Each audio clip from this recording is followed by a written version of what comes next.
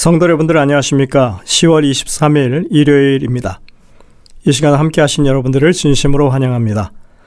저는 세리토스 교회를 섬기는 김이상입니다. 이제 함께 기도하시고 기도회를 시작하겠습니다. 하늘에 계신 아버지 하나님, 저에게 이 한날, 이 한 주를 허락해 주시고 주님의 부르심에 합당하게 말씀 안에서 시작할 수 있도록 인도하시니 감사드립니다. 저희들에게 은혜를 베풀어 주셔서 하나님의 말씀을 바르게 깨우칠 수 있는 지혜를 가지게 하시고 또 그 말씀에 따라서 순종하는 그런 주님의 백성에 합당한 삶을 살아갈 수 있도록 용기와 힘을 허락하여 주옵소서. 이 시간 주님 앞에 간절한 소원으로 무릎 꿇는 처소마다 주님께서 함께 하시고 심령마다 주의 성령이 감동시켜 주셔서 하나님의 말씀 안에 굳건하게 설 수 있도록 도와주시고 삶에 필요한 모든 것들을 주님으로부터 공급받는 놀라운 경험들을 할 수 있도록 인도하여 주옵소서. 질병으로 고통당하는 주의 백성들을 불쌍히 여기시고 하나님의 은혜 가운데 나음을 입고 온전한 회복을 맛볼 수 있도록 인도하여 주옵소서.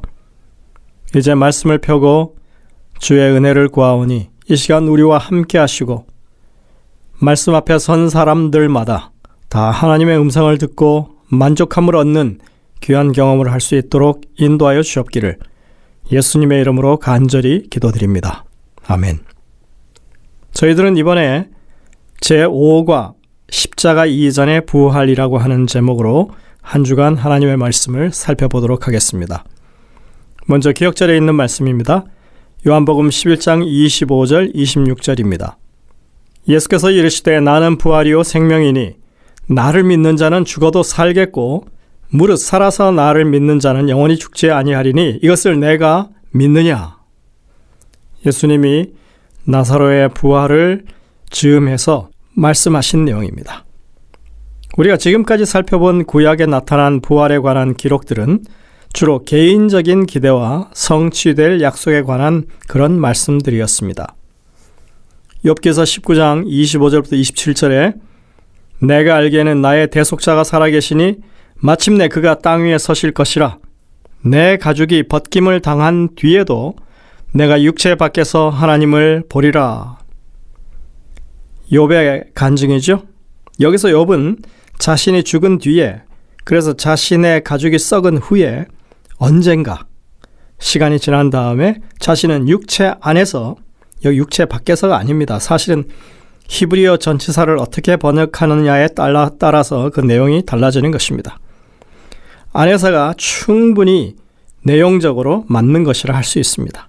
내 육체 안에서 자신의 구속자를 볼 것이라는 그런 기대를 나타내 보이고 있습니다. 히브리서 11장 19절 그가 하나님이 능히 이삭을 죽은 자 가운데서 살리실 줄로 생각한지라 비유하건대 그를 죽은 자 가운데서 도로 받은 것이니라. 제가 장례식 때 많이 인용하는 말씀입니다.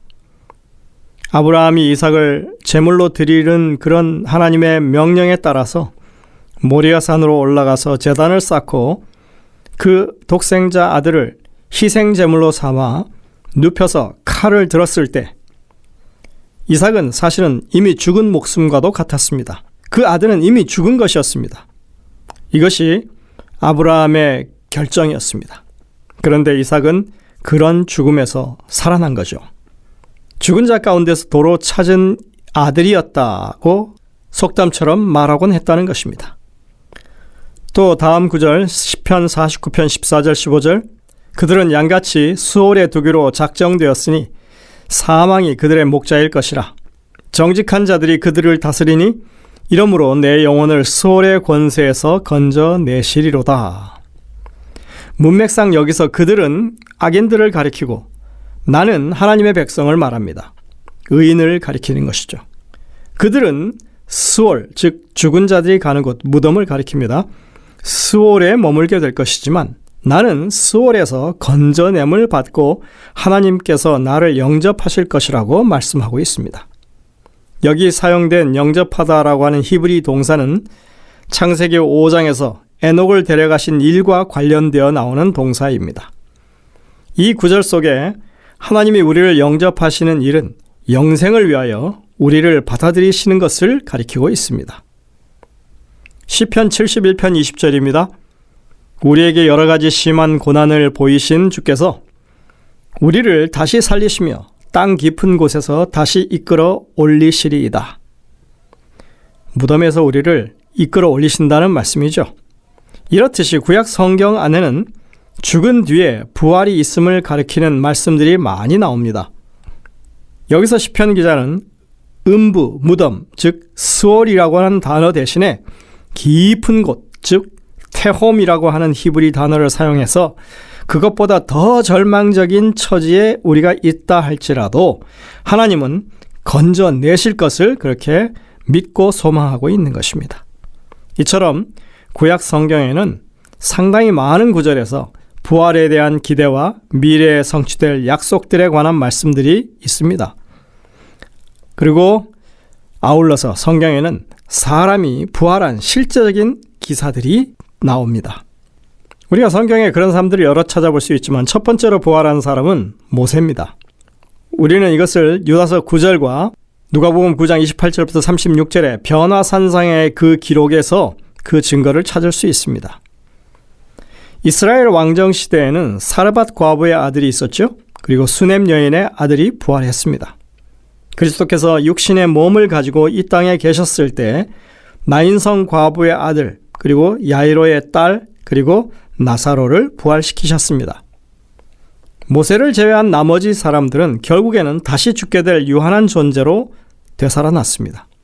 이 사건들은 죽은 자의 무의식 상태에 관한 성경의 가르침을 분명하게 가르쳐주고 있습니다. 여기 언급된 사건들뿐만 아니라 성경에 기록된 부활과 관련된 이야기 중 그 어느 것도 사후의 경험을 말하고 있지 않습니다.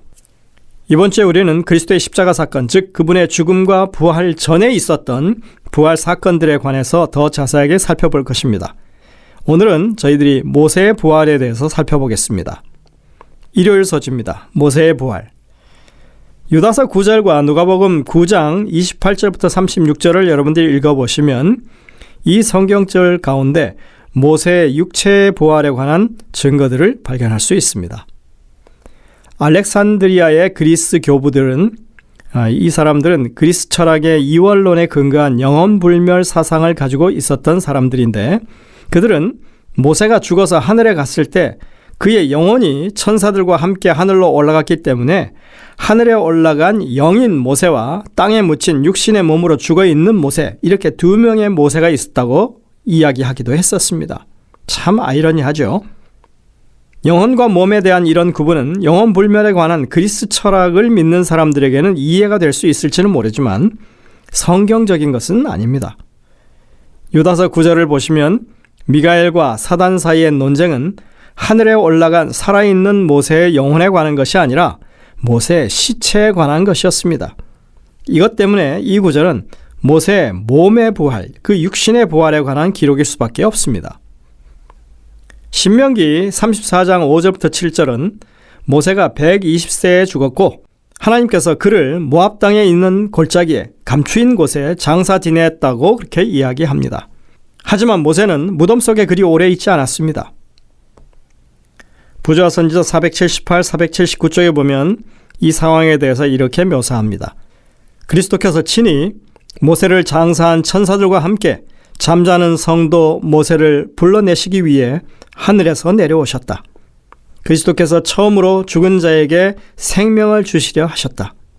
생명의 왕과 빛나는 천사들이 그 무덤에 접근할 때 사탄은 자기의 주권을 빼앗길까 봐 염려했다. 그리스도께서는 사탄과 더불어 언쟁하려고 하지 않으셨다. 그러나 그리스도께서는 이 모든 것을 당신의 아버지께 의탁하고 주께서 너를 꾸짖으시기를 원하노라고 말씀하셨다. 부활은 영원히 확실하게 되었다. 사탄은 그의 먹이를 빼앗겼고 죽은 의인은 다시 살 것이었다. 모세의 부활에 관한 분명한 증거가 예수님이 이 땅에 오셨을 때 변화산 사건에서 발견됩니다. 예수님은 변화산에서 두 인물과 면담을 했는데 바로 모세와 엘리야였습니다. 여기서 모세는 죽음을 맛보지 않고 하늘로 올리운 선지자 엘리야와 함께 나타났습니다. 두 사람은 예수님과 대화를 했다고 기록되어 있습니다. 문득 두 사람이 예수와 함께 말하니 이는 모세와 엘리야라. 영광 중에 나타나서 장차 예수께서 예루살렘에서 별세하실 것을 말할세. 누가복음 9장 30절 31절이죠. 죄와 죽음을 정복하실 그리스도의 증거가 되는 모세의 모습은 여기에 분명한 언어로 묘사되고 있습니다. 변화산에서 예수님 앞에 나타난 것은 모세와 엘리야의 영이 아니라 실제로 그들 자신이었습니다. 그 자리에서 그 광경을 목격했던 베드로는 나중에 이 이야기를 이렇게 기록합니다. 우리 주 예수 그리스도의 능력과 강림하심을 너희에게 알게 한 것이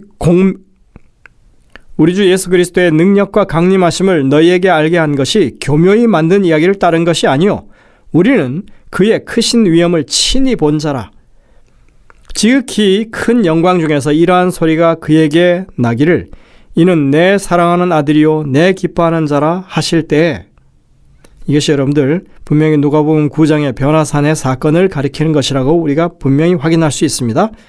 그가 하나님 아버지께 존귀와 영광을 받으셨느니라. 이 소리는 우리가 그와 함께 거룩한 산에 있을 때에 하늘로부터 난 것을 들은 것이라.